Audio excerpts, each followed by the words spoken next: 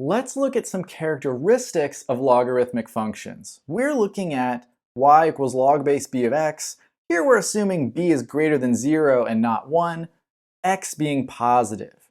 What you'll notice is that there's sort of similarities between these characteristics and the characteristics of exponential functions, which you would expect since they're inverses. We're just getting a lot of things flopped and flipped. Well, the first one is that the graph will pass through the point 1, 0.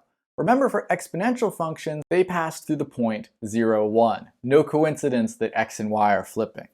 There's a vertical asymptote at x equals 0 along the y-axis. For exponential functions, there was a horizontal asymptote at y equals 0. The domain is x positive. We can't take logarithms of negative numbers. In fact, we can't even take the logarithm of 0. The range is all real numbers, and the function is increasing and continuous over its domain being 0 to infinity.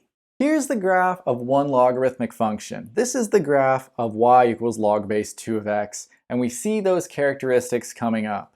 It passes through the point 1, 0. It's only defined to the right of the y-axis, namely from 0 to infinity, but on that domain, it's continuous and always increasing. It's always going up and to the right.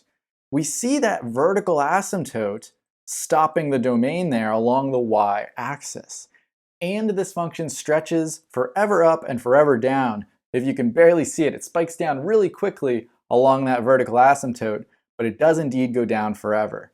There's even some table values for you to look at if you're so inclined, but keep in mind most logarithmic expressions will have this form.